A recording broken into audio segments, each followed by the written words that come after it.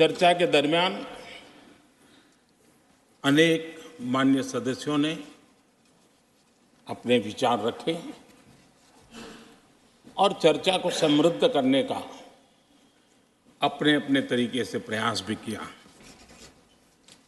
इस चर्चा को समृद्ध करने के प्रयास करने वाले सभी आदरणीय साथियों का भी मैं हृदय से आभार व्यक्त करता हूं, अभिनंदन करता हूं।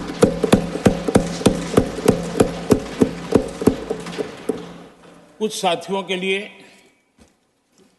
आलोचना करना, कड़वी बातें करना, ये उनकी मजबूरी थी। उनके प्रति भी मैं संवेदनाएं प्रकट करता हूं।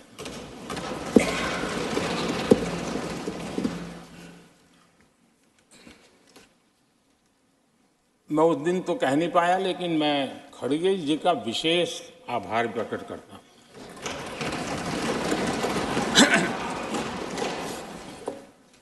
बहुत ध्यान से सुन रहा था खड़गे जी उस दिन में, और ऐसा आनंद आया, ऐसा बहुत कम मिलता है। लोकसभा में तो कभी कभी मिल जाता है, लेकिन आजकल वो दूसरी ड्यूटी पर है, तो मनोरंजन कम मिलता है।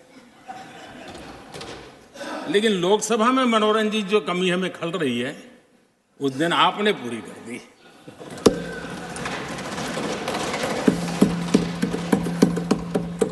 और मुझे प्रसन्नता इस बात की थी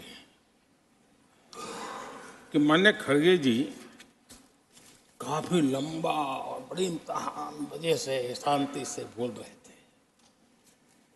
समय भी काफी लिया था। तो मैं सोच रहा था कि आजादी मिली कैसे, इतना सारा बोलने की आजादी मिली कैसे। तो मैं सोच तो रहा था, लेकिन बाद में मेरे ध्यान में आया कि दो स्पेशल कमांडर जो रहते हैं ना, उस दिन नहीं थे और आजकल नहीं रहते वो। और इसलिए बहुत भरपूर फायदा स्वतंत्रता का आदरणीय खड़गे जी ने उठाया।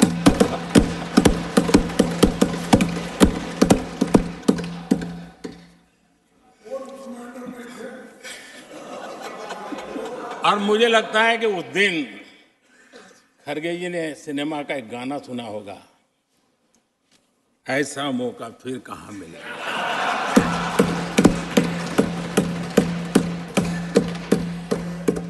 और खड़गे जी भी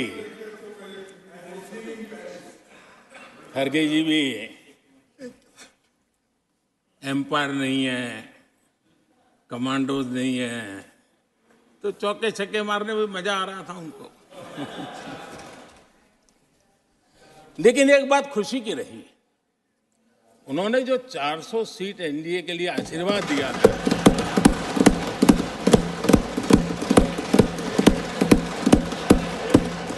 और मैं खड़गे जी के